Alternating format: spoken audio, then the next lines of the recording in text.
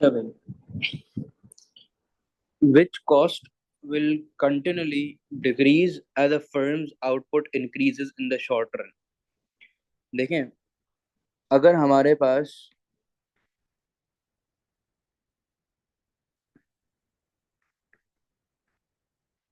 Output जो है वो अगर इंक्रीज हो रहा है तो हमारी कॉस्ट क्या हो जाती है, वैसे जो है वो कम हो जाती है। ठीक है।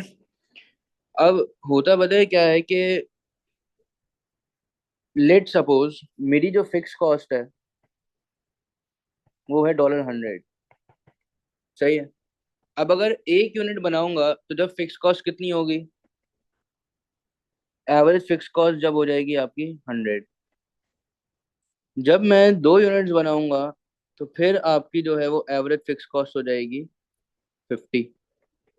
जैसे जैसे यूनिट्स बढ़ते रहेंगे एवरेज फिक्स कॉस्ट जो है वो सर क्या हो जाती है आपकी, गिरने जो है वो लग जाती है। सही है ना।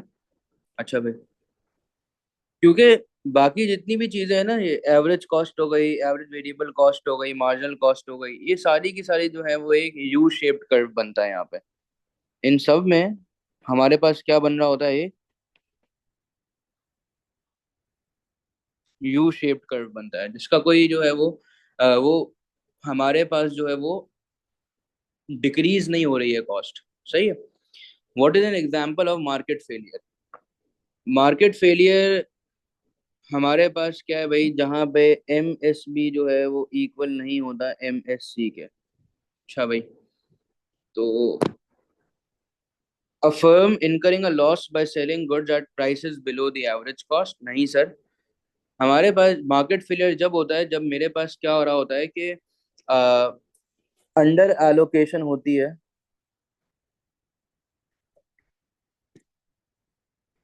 ऑफ मेरिट गुड्स और ओवर एलोकेशन होती है ऑफ डीमेरिट गुड्स। सही है। तो यहाँ पे हम लोग क्या बात करेंगे कि under provision of a socially desirable good. सही है। सोशली डिजायरेबल गुड कौन सा गुड है आपका, merit good. What is likely to prevent the development of an effective cartel in industry. जब मैं कार्टेल की बात कर रहा हूँ तो मैं बात कर रहा हूँ कौन सी ओलिगोपोली की,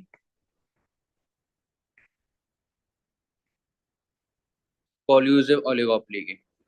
ठीक है। अच्छा भाई, तो जब कॉल्यूसिव ओलिगोपोली होती है तो उनका मेन मकसद सर क्या होता है, मेन मकसद वो होता है कि वो रिस्ट्रिक्शंस लगाती हैं आउटपुट पे। सही है। अब वो रिस्ट्रिक्ट करती हैं आउटपुट को, जिससे सर क्या होता है कि हमारी जो सप्लाई है वो कम हो जाती है और हमारी जो प्राइस लेवल्स हैं वो इंक्रीज हो जाती है। ठीक है। तो what is likely to prevent the development of an effective cartel. सही है। इफेक्टिव कार्टेल जो है वो कब नहीं हो सकता, जब हमारे पास लो बैरियर्स टू एंट्री है। मतलब अगर इजी एंट्री है तो सर क्या होगा कि हमारी जो कंपटीशन है वो सर क्या हो रहा होगा, इंक्रीज जो है वो हो रहा होगा और हम लोग जो है वो डोमिनेट जो है वो नहीं कर सकेंगे। सही है। डी आंसर है। The diagram show the firm cost and revenue curves. सही। The firm changes its objective from profit maximising to revenue maximising. मतलब पहले उसका जो ऑब्जेक्टिव था that was M C is equal to M R. अब उसका जो ऑब्जेक्टिव है हो चुका है M R is equal to 0। सही है। तो which area on the diagram will show the increase in total revenue. हमारे पास पहले आप कहाँ पर ऑपरेट कर रहे थे, पहले आप ऑपरेट कर रहे थे इस पॉइंट पे जब प्राइस आपकी जो है वो ये थी। सही है।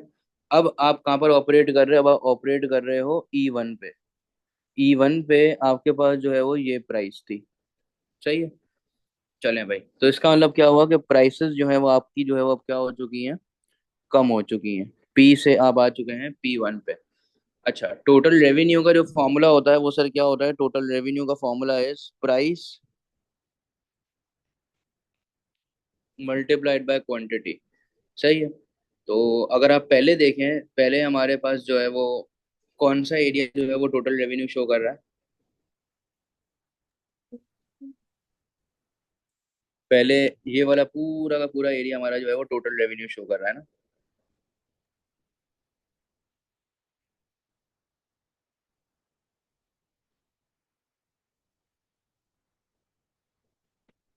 सही है। चले, अब सर क्या हो रहा है हमारे पास कि विच area on the diagram will show the increase in total revenue. Increase मेरा कौन कौन सा आ रहा है सर पॉइंट?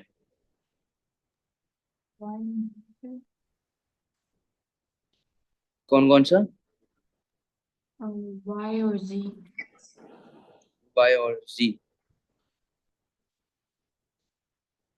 देख लेते हैं जरा इसको।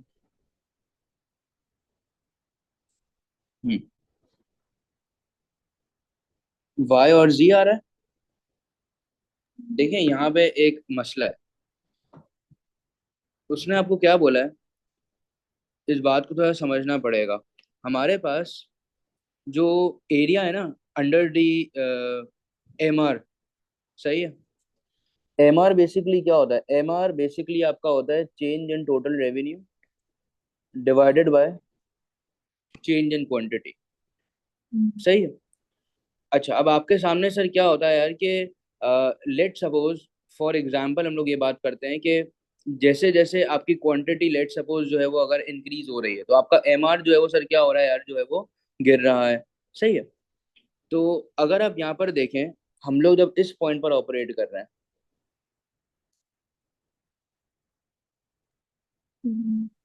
सही है, एक तो पॉइंट आ गया मेरा ये इक्विलिब्रियम का, M C is equal to M R, सही है, और एक आ गया मेरे पास ये वाला पॉइंट, ठीक है, जो कि सर कौन सा है मेरा, ई वन हम जो है वो इसे कह देते हैं। तो अब आप यहाँ पर देखेंगे अगर क्वांटिटी हमारी क्यू से क्यू वन के ऊपर इंक्रीज हुई है तो हमारा जो एम आर है वो सर क्या हो चुका है, मार्जिनल रेवेन्यू जो है वो हमारा हो चुका है कम। देखिए मार्जिनल रेवेन्यू भले आपको कम हो चुका है पर आपका जो है वो टोटल रेवेन्यू जो है वो सर क्या हो चुका है, इंक्रीज हुआ है या नहीं हुआ है? अगर आपको याद हो, हम लोग एक कर्व करते थे, प्राइस डिस्क्रिमिनेशन का कर्व। तो सर ये थी प्राइस, ये थी आपकी क्वांटिटी, ये था आपका टोटल रेवेन्यू और ये था आपकी क्वांटिटी, सही है। प्राइस, क्वांटिटी, टोटल रेवेन्यू, और ये थी आपकी क्वांटिटी, सही है।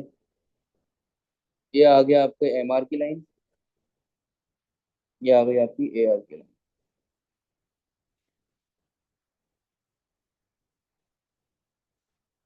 ठीक है। ये हम बोलते हैं कि ये आ गई मेरी एमसी की लाइन आ गई। अब जो ये वाला जो मेरा पॉइंट है, यहाँ पे सर मेरा टोटल रेवेन्यू क्या होगा, सबसे टॉप पे है, सही है। तो यहाँ पे मेरा जो टोटल रेवेन्यू है वो सर क्या है, मैक्सिमम पे है अपने, ठीक हो गया। अच्छा, और अगर आप यहाँ पर बात करो तो मेरे पास सर क्या हो रहा है, क्यू से क्यू वन पे अब आप जा रहे हो, सही है। तो आपका टोटल रेवेन्यू जो इंक्रीज हो रहा है वो सिर्फ इस पॉइंट से हो रहा है ना, आई बात समझ? डन है। जी सर। अच्छा, तो अब हमारे पास सर क्या है कि उसने जब इंक्रीज आया, विच area on the diagram will show the increase in total revenue. तो जो टोटल रेवेन्यू में जो इंक्रीज आया है वो कौन सा एरिया हो जाएगा हमारा, वो ये वाला एरिया है ना, सही है। तो वो कौन सा एरिया हो जाएगा हमारा, ये वाला, सही है, ठीक है, ओके हो गया। ये अच्छा था क्वेश्चन, अच्छा था ये। चले आगे चलते हैं जरा। Which statement about downward sloping demand curve of N inferior good is correct. जब डाउनवर्ड स्लोपिंग डिमांड कर्व है, सही है,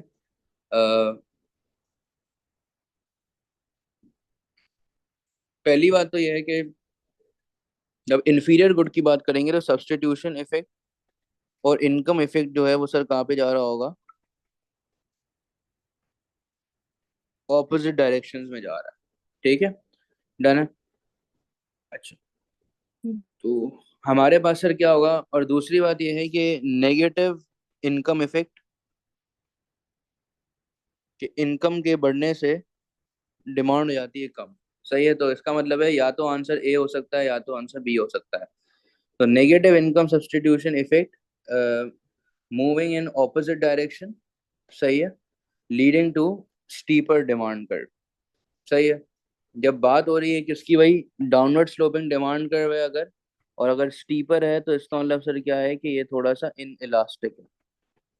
ठीक है, डन है। तो ये अगर हम लोग स्टीपर और फ्लैटर हमें नहीं भी पता हो तो हम लोग को यहाँ से पता चल जाएगा कि ये ऑपोजिट डायरेक्शन में जो है वो जा रहा है। सही है? आगे चलते हैं।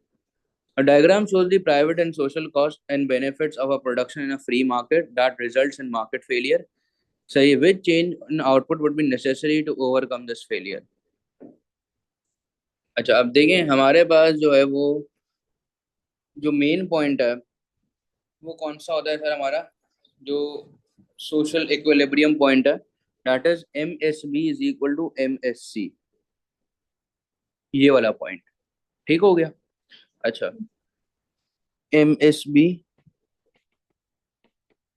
Is equal to M S C, और हमारा जो ये तो हो गया सोसाइटी का इक्विलिब्रियम,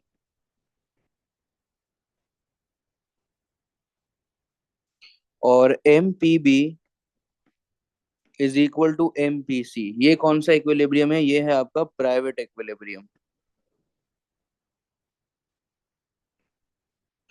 सही है, एम पी बी और एम पी सी। सही है।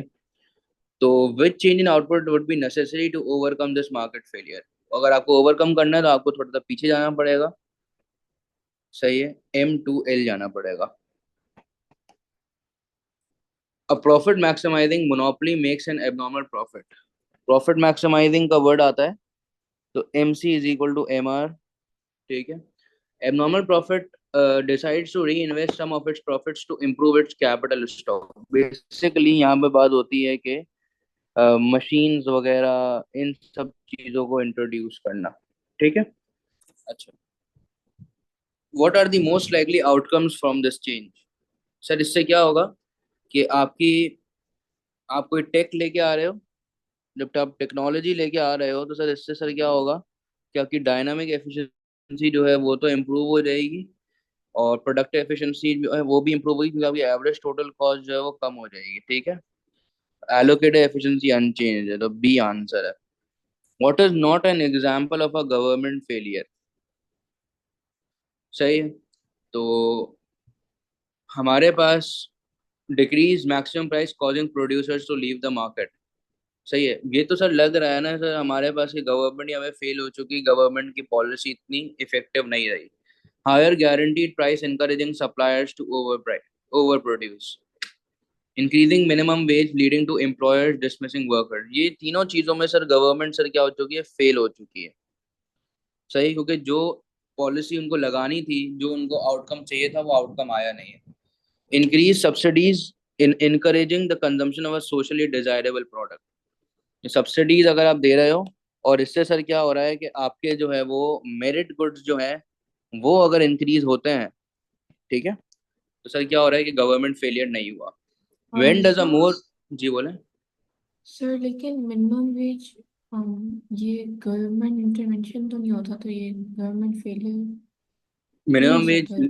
सर नेशनल मिनिमम वेज क्या होता है। मिनिमम वेज का मतलब सर क्या है कि गवर्नमेंट ने इंटरवीन करा है और गवर्नमेंट ने वेज रेट को बढ़ा दिया है जिससे अनएम्प्लॉयमेंट जो है वो बढ़ चुकी है, तो ये गवर्नमेंट के लिए फेलियर है ना। गवर्नमेंट लगाता है ना मिनिमम वेज। सही है। हम्म, when does a more equal distribution of income occur। सही है। तो कब होता है सर हमारे पास, जब कभी भी लेट सपोज अगर मेरी इनकम बढ़ रही है और टैक्स का परसेंटेज बढ़ रहा है तो ये इक्वल डिस्ट्रीब्यूशन होगा। सही है। तो when a countries income tax system is more progressive, तो प्रोग्रेसिव टैक्सेशन सिस्टम है ही सर किसके लिए, ये बना ही इक्वालिटी क्रिएट करने के लिए, ताकि रिच जो है पेज मोर देन पुअर। सही है। तो ये जो है ना, when someone is made better off without making someone else worse off, ये आपका है परेटो इम्प्रूवमेंट। सही है। When the best use is made of scarce resource, नहीं, when there is increase in Gini coefficient, अगर गिनी कोफिशिएंट में अगर increase आता है तो इसका मतलब सर क्या है कि हमारे पास जो है वो इनइक्वालिटी इंक्रीज हो चुकी है. What is not a reason for imposing a tax on producers based on the amount of pollution caused in the production process? The firms have a financial incentive to reduce pollution. Not a reason है ना. तो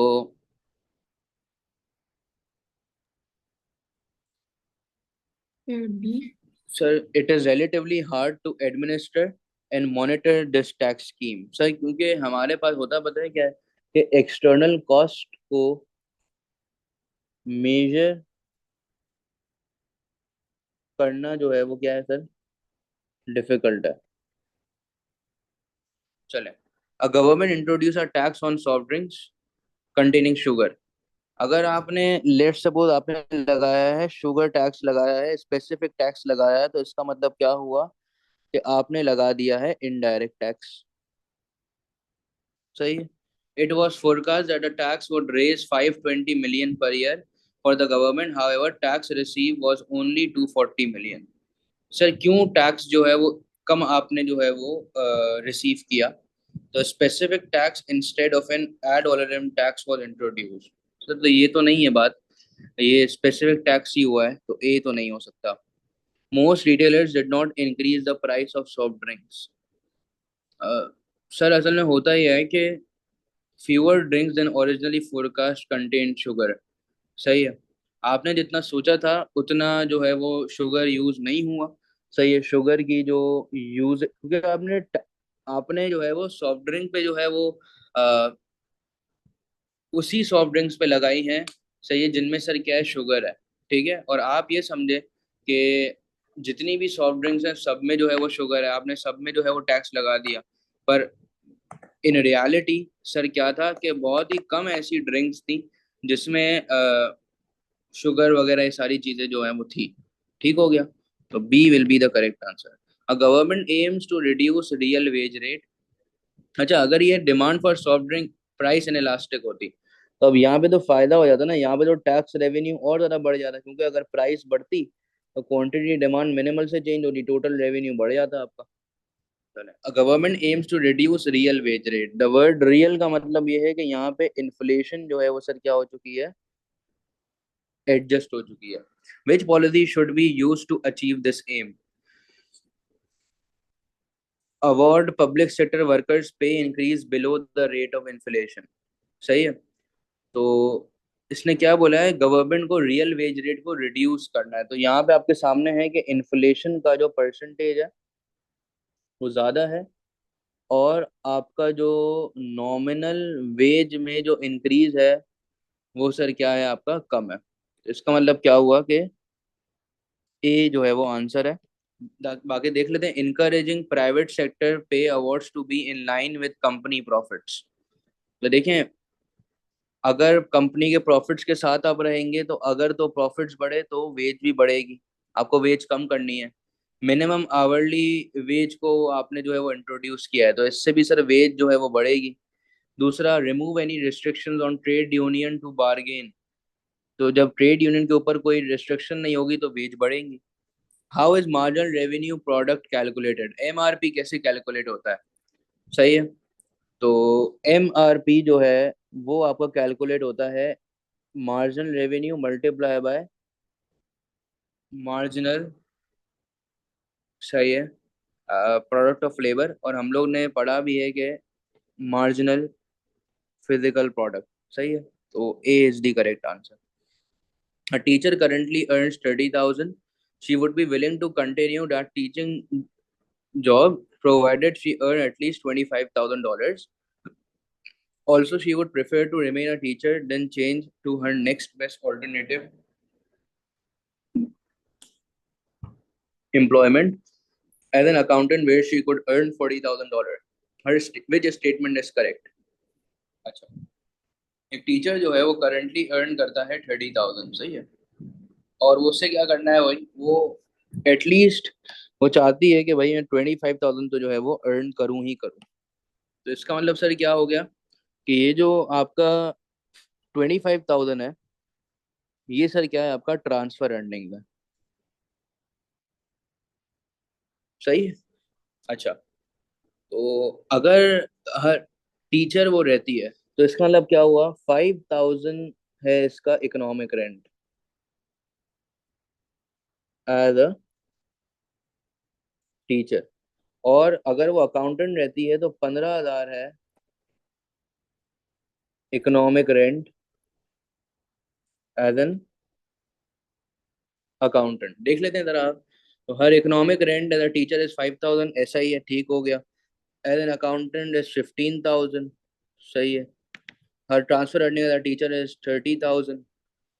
transfer earnings जो है वो 30,000 नहीं है, वो आपकी 25,000 है। हर transfer earnings as accountant are 15,000। नहीं सर, ट्रांसफर अर्निंग्स आपकी वही 25,000 है, सही है।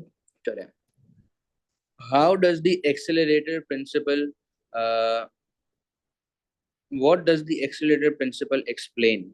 एक्सेलरेटर प्रिंसिपल का मतलब सर क्या होता है, सही है, investment divide by change in income. सही है कि भाई, बेसिकली जब मैं एक्सेलरेटर प्रिंसिपल की बात करता हूँ तो हम बात कर रहे हैं किसकी भाई, इंड्यूस्ड इन्वेस्टमेंट की, investment that is depending on the income. सही है। तो how changes in consumption lead to changes in income, जो ए लिखा हुआ है ना सर, ए बेसिकली है आपका change in real national income, सही है, divided by change in aggregate expenditure, तो ए नहीं है। How changes in income lead to changes in consumption, sir ये हमारा क्या है, एमपीसी के बारे में बात हो रही है कि change in consumption divided by change in income. How changes in income lead to changes in investment, ये सर ये एक्सेलरेटर प्रिंसिपल है। ठीक है, इन्वेस्टमेंट की बात हो रही है इनकम के साथ। How changes in investment lead to changes in income, investment की वजह से इनकम में चेंज क्या आया, तो ये बेसिकली क्या है आपका, मल्टीप्लायर इफेक्ट की जो है वो बात हो रही है यहाँ पे। सही हो गया। अच्छा आगे चलते हैं। Diagram shows an production possibility curve, सही है। What causes a movement from point X to point Y. देखिए जब आप पॉइंट एक्स से पॉइंट वाई की तरफ जा रहे हैं, तो इसका मतलब सर ये है कि आप अभी कहाँ पे खड़े हुए हैं, आप अभी जो है वो अनएम्प्लॉयमेंट पे हैं, क्योंकि आपकी रिसोर्सेज फुल्ली यूटिलाइज नहीं है। जब आप वाई पे आ रहे हैं तो इसका मतलब सर क्या है, फुल एम्प्लॉयमेंट यहाँ पे जो है वो हो रही है ऑफ रिसोर्सेज। ठीक है। तो positive output gap, positive output gap का मतलब होता है कि एक्चुअल ज्यादा है पोटेंशियल से। रिसेशन का मतलब सर क्या है, कि आपका जो है वो एक्चुअल जो है वो सर कम है, तो अब आप ओरिजिन के अंदर होते हैं। ठीक है। एक्चुअल इकोनॉमिक ग्रोथ, ये सर इकोनॉमिक ग्रोथ हमें यहाँ पे जो है वो दिख रही है, सही है, क्योंकि हमारे पास जो है वो आप एक्स से वाई की तरफ जो है वो जा रहे हो। ठीक हो गया। पोटेंशियल इकोनॉमिक ग्रोथ अगर होती तो हमारे पास सर क्या आता, पीपीसी कर्व में जो है वो एक अदर राइटवर्ड शिफ्ट जो है वो आ रहा होता। सही है, ठीक हो गया। जी सर। तो सी आपका आंसर है, क्योंकि देखो आपके सामने एक्चुअल इकोनॉमिक ग्रोथ हो रही है, आपकी एग्रीगेट डिमांड बढ़ रही है, जिसकी वजह से सर डिमांड फॉर लेबर जो है वो इंक्रीज होगी, आपकी जो है वो अनएम्प्लॉयमेंट जो है वो सर क्या होगी, कम हो जाएगी। सही है, ये बात है। In the quantity theory of money equation, M B is equal to P T, सही है, is defined as the income velocity of circulation. सही है, ये आपका वही फिशर थ्योरी वाला सीन है। ठीक है, देख लेते हैं जरा इसको। Which change would tend to reduce the value of v। सही है। अब असल में होता पता है कि हमारे पास के जब मैं v की बात कर रहा हूँ, v is basically the velocity, सही है, आपका स्पेंडिंग का पैटर्न।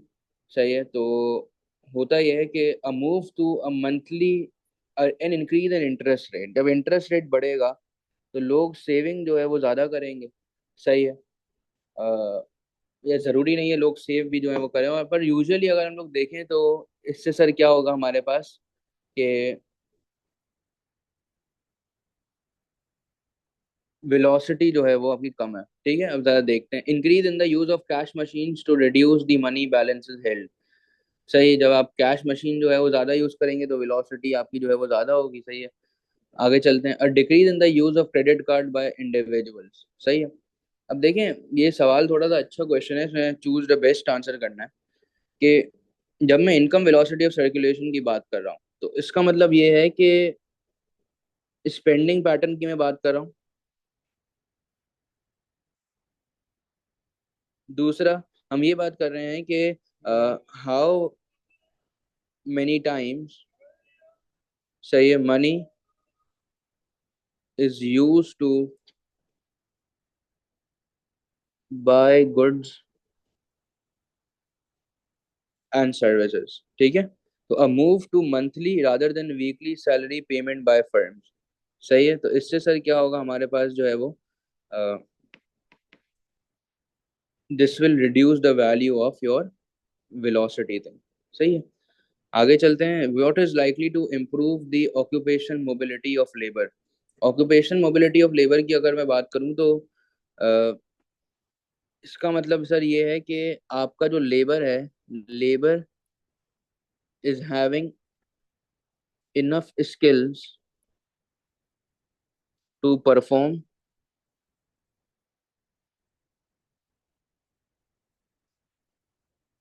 डिफरेंट टास्क, सही है।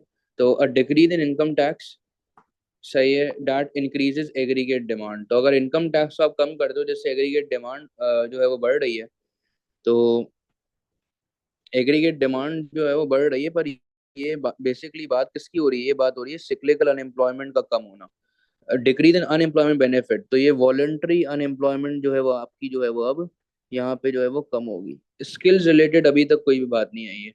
मोर एडवर्टाइजिंग, अगर एडवर्टाइजिंग होगी, लोगों के पास जो है वो इंफॉर्मेशन होगी, जब इंफॉर्मेशन होगी तो इससे सर क्या होगा, हमारे पास फ्रिक्शनल अनएम्प्लॉयमेंट, ठीक है। And increase in retraining schemes for the unemployed. जब आप रीट्रेन करोगे लोगों को, स्किल्स वगैरह प्रोवाइड करोगे, तो आपकी जो स्ट्रक्चरल अनएम्प्लॉयमेंट है वो सर क्या हो जाएगी, कम हो जाएगी। The diagram show the closed economy with no government in, it is in initial equilibrium when the national income is $1,000 million। ये अच्छा क्वेश्चन है यार, आ जाए। हमारे पास सर क्या है कि अगर मैं एक्चुअल को देखूं, तो मेरे पास एक्चुअल सर कितना है।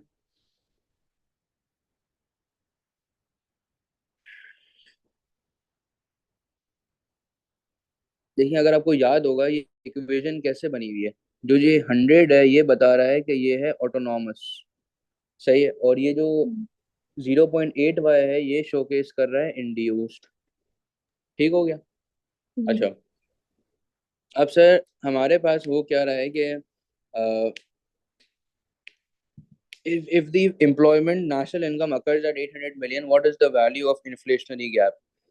तो अब यहाँ पे देख लेते हैं कि जो एक्चुअल है वो सर है मेरे पास $100 million, जो मेरा पोटेंशियल है वो है सर मेरा $800 million, सही है। दो चीजें हो गई। अच्छा, अब इसका मतलब सर ये है कि एक्चुअल जो है वो ज्यादा है पोटेंशियल से। अच्छा भाई, अगर मैं देखूं तो हमारे पास सर क्या है, ये एक अच्छी बात है या नहीं, पॉजिटिव आउटपुट गैप है हमारे पास कितने का अभी भी, $200 million का, सही है। अच्छा, अब आप देखें यहाँ पे कि हमारे पास मुझे क्या निकालना है भाई कि what is the value of inflationary gap, सही है। तो फॉर्मूला सर हमारे पास क्या होगा, जी बोले। ये 100 मिलियन क्या है? कौन सा वाला, ये ये एक्चुअल आपने 100 मिलियन लिखा है। 100 नहीं था, साइकिल। सॉरी 1000 है, 1000 है, सही है। अच्छा, अब हमारे पास सर क्या है, हमें अगर मल्टीप्लायर देखना है, क्योंकि मल्टीप्लायर का फॉर्मूला सर क्या है, change in real national income divided by change in aggregate expenditure, सही है। और मल्टीप्लायर हम लोग जो है वो कैसे निकालते हैं सर, 1/1 - MPC, 1/1 - MPC, ठीक है। तो 1 डिवाइडेड बाय 1 - 0.8, तो इसका मतलब सर क्या है, आपका आंसर 5 आ रहा है, ठीक है। अच्छा, अब सर हमारे पास क्या हुआ, इसमें आप डाल दें मल्टीप्लायर कितना है मेरे पास, 5 है, सही है। और वो कितना है आपका, $200 million है। और ये कितना है आपका, चेंज इन एग्रीगेट एक्सपेंडिचर, सही है। तो हमारे पास आंसर कितना आ रहा है सर, 40 आ रहा है। जी sir. Change in aggregate expenditure कितना आ रहा है मेरे पास, $40 मिलियन जो है वो आ रहा है। तो what is the value for the inflationary gap, तो जो इन्फ्लेशनरी गैप है वो सर आपका कितना है, 40 million. If prices increases in country X but stay in the same in country Y, सही है, what will be the most likely impact on the internal and external value of money in country X। जब मैं internal value की बात कर रहा हूँ ना बेसिकली, तो ये हो रही है बात किसकी भाई, परचेजिंग पावर की। आपके पैसे की परचेजिंग पावर जो है वो कितनी है। एक्सटर्नल वैल्यू का मतलब है कि आपकी जो है वो एक्सचेंज रेट, आपकी जो करेंसी की जो वैल्यू है वो जो है वो कितनी है। अब सर क्या हो रहा है कि इफ प्राइस इंक्रीजेस, अगर तो प्राइस बढ़ती है, आपके सामने अगर प्राइस बढ़ती है, तो इससे होगा क्या कि आपके एक्सपोर्ट के प्राइसेस जो है वो बढ़ जाएंगे। और जब एक्सपोर्ट के प्राइस बढ़ेंगे तो एक्सपोर्ट की जो टोटल रेवेन्यू है वो सर क्या हो जाएगी, कम हो जाएंगे। सही है। और आपकी जो डिमांड फॉर डॉलर्स है वो क्या हो जाएगी, कम हो जाएगी। ठीक है। और अगर प्राइस ऑफ एक्स लेट से प्राइस बढ़ रहे हैं तो इससे सर क्या हो रहा है हमारे पास कि इंपोर्ट की प्राइसेस जो है वो हमारी कम है, हमें लग रही है इंपोर्ट का टोटल एक्सपेंडिचर जो है वो हमारा बढ़ जाएगा। और करेंसी की जो सप्लाई है वो सर बढ़ जाएगी, जिसकी वजह से क्या होगा हमारे पास जो है वो ऑब्वियस सी बात है, सप्लाई ज्यादा होगी तो करेंसी की जो वैल्यू है, सही है, वो सर क्या हो जाएगी आपकी जो है वो डिप्रिशिएट जो है वो हो जाएगी। ठीक है।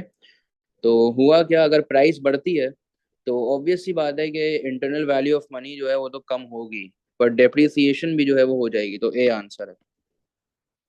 विच पॉलिसी में increase economic growth without causing inflation. देखिए जब हमारे पास इकोनॉमिक ग्रोथ आपको इंक्रीज करवाना है, और तो सर आपको याद होनी चाहिए सप्लाई साइड पॉलिसी, जिसमें सारे मैक्रो इकोनॉमिक ऑब्जेक्टिव्स अचीव होते हैं और इन्फ्लेशन जो है वो भी नहीं हो रही होती। अगर मैं सब स्पेंडिंग देता हूँ तो एग्रीगेट डिमांड जो है वो बढ़ेगा, एग्रीगेट डिमांड होगा तो डिमांड पर इन्फ्लेशन हो सकती है। Lower in direct taxes, sir क्या होगा, डिस्पोजेबल इनकम जो है वो बढ़ जाएगी, एग्रीगेट डिमांड बढ़ेगी, सर क्या होगा, डिमांड पर इन्फ्लेशन। सही है। लोअरिंग इंटरेस्ट रेट, सर लोग सेविंग कम करेंगे, एग्रीगेट डिमांड बढ़ेगी, डिमांड पुल इन्फ्लेशन। सही है। Giving subsidies to producers, sir SRAS में हमारे पास सर क्या आ जाएगा, आउटवर्ड जो है वो शिफ्ट आ जाएगा, जिससे सर क्या होगी कि सप्लाई बढ़ेगी और प्राइसेस कम हो जाएंगी। तो ए आंसर है। The current account on the balance of payment move into deficit, deficit पे चला गया है, मतलब आपके जो आउटफ्लोज हैं वो सर क्या है, ज्यादा हैं आपके किससे भाई, इनफ्लोज से। ठीक है। What is the possible reason for this, आपका टैक्स रेवेन्यू कम हो चुका है सर, ये बेसिकली बैलेंस ऑफ पेमेंट नहीं, ये बात हो रही है आपके बजट रिलेटेड है, ये तो ए नहीं हो सकता। सही है। एक्सपोर्ट लेड ग्रोथ, अगर तो एक्सपोर्ट होता है तो इसका मतलब सर क्या होता है कि हमारे पास जो है वो इनफ्लोज जो है वो ज्यादा होते, और ये जो सिचुएशन होती है सरप्लस सिचुएशन होती है, तो बी नहीं हो सकता। Repayment of dates to other country, अगर आप रीपेमेंट करोगे, सही, तो पहली बात है ये सारी चीजें सर कहाँ पे आती हैं, ये आती हैं आपकी फाइनेंशियल अकाउंट के अंदर। सही, करंट अकाउंट का पार्ट जो है ये नहीं बनती हैं। सही है। The import of new technology, हाँ सर आपने इम्पोर्ट करा है, आपका जो इम्पोर्ट का जो टोटल एक्सपेंडिचर है, सही है, इम्पोर्ट्स का जो आपका टोटल एक्सपेंडिचर है वो इंक्रीज हो चुका है। सही है। आपके आउटफ्लोज जो हैं वो सर क्या हो चुके हैं, बढ़ चुके हैं। तो डी आंसर है। Which policy would not lead to an increase in the value of countries currency. सही है।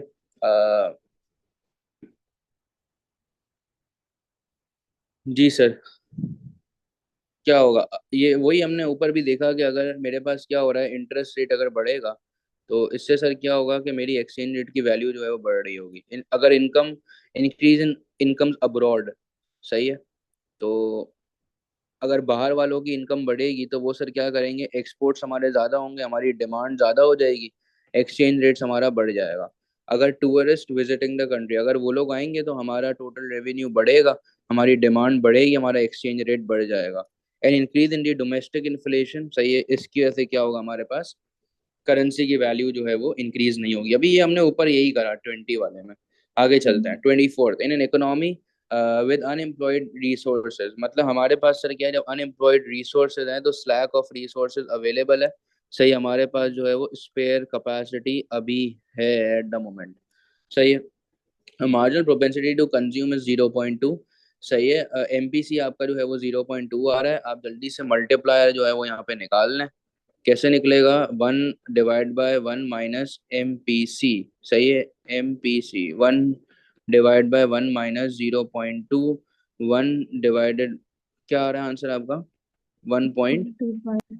टू फाइव आ रहा है। सही है।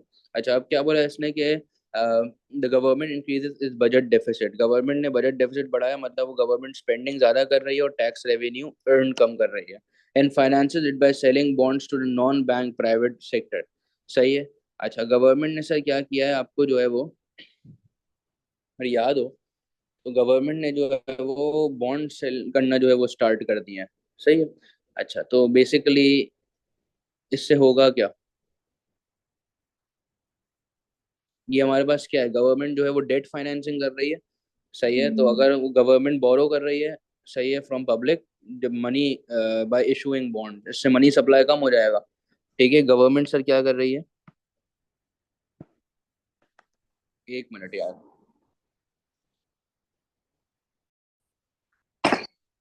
हम ये बात कर रहे थे कि देखें गवर्नमेंट क्या है, क्या करती है यहाँ पे, कि गवर्नमेंट जो है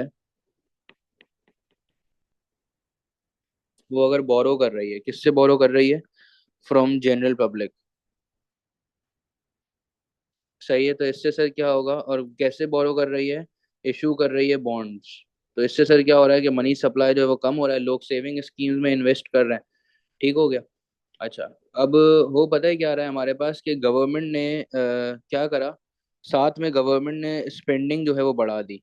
तो गवर्नमेंट स्पेंडिंग बढ़ा देगी तो लोगों का पैसा जो है वो आ जाएगा या नहीं आएगा। ठीक हो गया। तो इसका मतलब क्या हुआ, यहाँ पे मनी सप्लाई अपनी कम हुई, यहाँ पे मनी सप्लाई अपनी बढ़ गई, तो इसका मतलब ओवरऑल जो इफेक्ट आया वो सर क्या आया, अनचेंज इफेक्ट आएगा या नहीं आएगा। ठीक है, चले तो देख लेते हैं जरा इसको, अनचेंज्ड। हाँ, तो इससे क्या हो रहा है भाई, what is the likely consequence of this. तो सर आपकी currency will depreciate, increase in exports and reducing the trade deficit. नहीं सर, करेंसी जो है वो आपकी डेप्रिशिएट जो है वो नहीं होगी, कोई चेंज ही नहीं है। सही है, आगे चलते हैं। The increase in real output will be limited as the value of the multiplier is low. Yes sir, ये हो सकता है। Money supply will fall, money supply sir unchanged रही है। सही है, decrease in the rate of interest.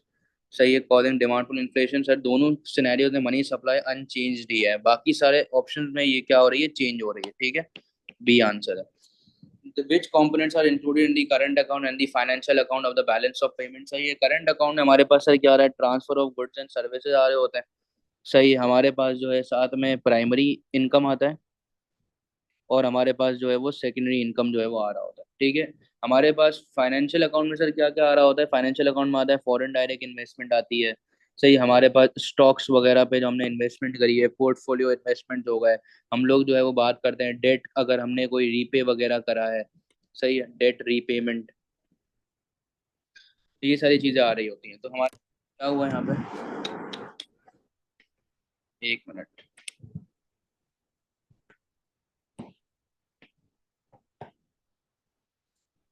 हम्म तो sir क्या क्या, trade in services and secondary income. सही, portfolio investment, official reserve, assets. अगर मैं यहाँ पे बात करूँ, क्योंकि यहाँ पे सब आता है ना, क्या फॉरेक्स भी आ रहा है, रिजर्व भी आ रहे हैं, एसेट्स भी आ रहे हैं, सबका सब चीजें जो है वो आ रही हैं। ठीक हो गया। चले, ये ट्रेड इन सर्विसेज नहीं आता, सेकेंडरी इनकम नहीं आता, सेकेंडरी इनकम नहीं आता। सही है, ये ठीक था, ये भी ठीक था, और ये नहीं आता। सही। The graph plot the Gini coefficient and GD per head for three countries. What can be concluded from the graph. सही है, अब आपको पता होना चाहिए सर कि अगर तो गिनी कोफिशिएंट इक्वल टू जीरो है, तो इसका मतलब सर क्या है, परफेक्ट इक्वालिटी है। अगर आपका गिनी कोफिशिएंट जो है वो इक्वल टू वन है, तो इसका मतलब सर क्या है, परफेक्ट इनइक्वालिटी। सही हो गया, डन है। तो आप देखें आपके पास ये गिनी कोफिशिएंट अगर आपका बड़ा है, तो आपकी जो है वो इन इक्वालिटी जो है वो सर क्या हो जाएगी, बढ़ जाएगी। और जब आपका गिनी कोफिशिएंट जो है वो कम हो गया है, तो आपकी जो इन इक्वालिटी है वो कम हो जाएगी। ठीक है, तो अब सर क्या हो रहा है कि आप पॉइंट एक्स पर थे, आप आ चुके हैं पॉइंट वाई पे। सही है, तो what can be concluded from the graph.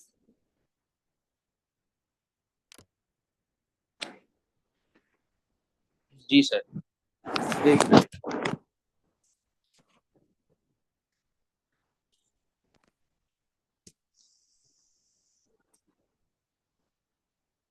जी सर, ग्राफ से क्या पता चल रहा है हमें, कि आप जो है वो सर क्या कर रहे हैं यहाँ पे, कि country X is a least developed country. सही है,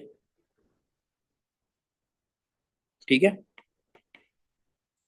income is equally distributed in country Y, ऐसा जरूरी नहीं है ना। सही है, क्योंकि गिनी कोफिशिएंट जो है वो वाई में बहुत ज्यादा है, तो इसका मतलब है कि इनइक्वालिटी वहां पे हो सकती है। और distribution of income in country Y is more even than in country X, ऐसा नहीं है। हाँ बोले, आप क्या बोल रही हैं? कुछ नहीं। चलें, what is least likely to lead to an increase in optimum population. सही है, लीस्ट लाइकली है ना, ये लीस्ट लाइकली मतलब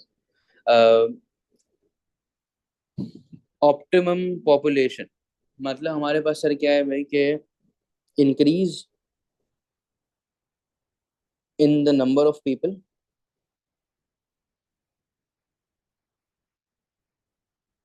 विद द सेम प्रोपोर्शन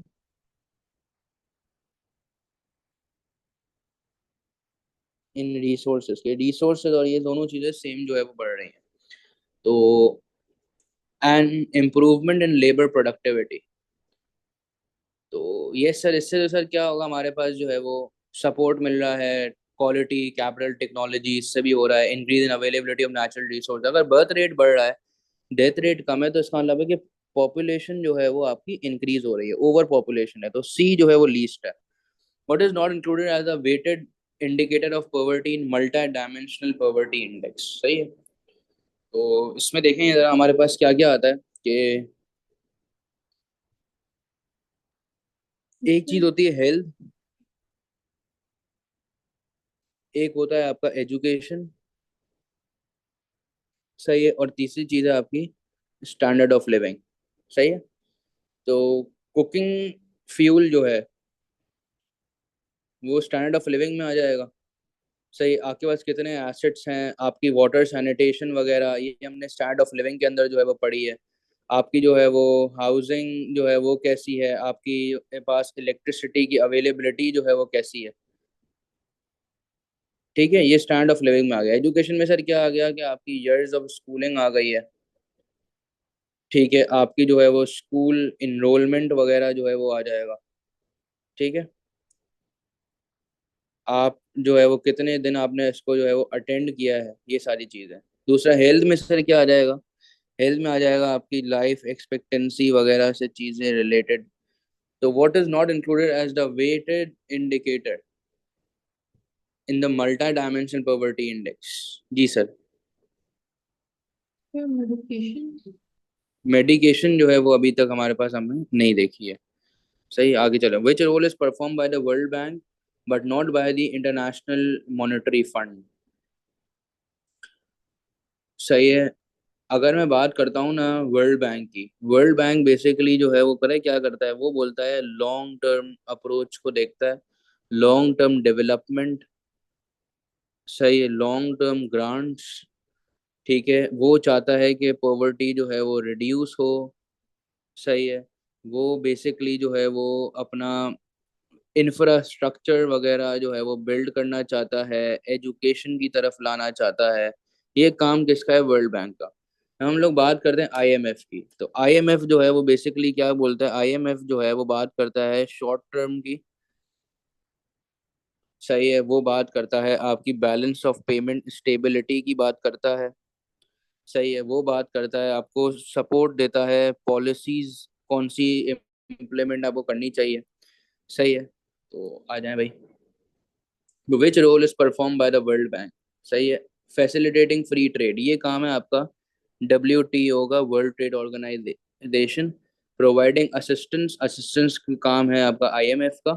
सही है, providing bail out packages to countries facing external account challenges, ये IMF का काम है। Providing monetary assistance to build infrastructure. ठीक है, some economists argue that there is little evidence of the value of aid in improving economic development in less developed countries। सही है, तो which situation supports this claim। जी sir. कुछ बोलते हैं भाई कि लिटिल एविडेंस है कि भाई value of aid in improving economic development जो है वो इतना कम होता है इन डेवलप्ड कंट्रीज। क्यों? क्योंकि सर वो सर क्या कर रहे होते हैं, हमारे पास जो है वो over reliance on technical assistance has impaired local initiatives and innovation. सही है, ओके हो गया, ये सर यहाँ पे बात है। चलें सर, यहाँ तक कोई मसला है तो जरा भाई पूछ लें।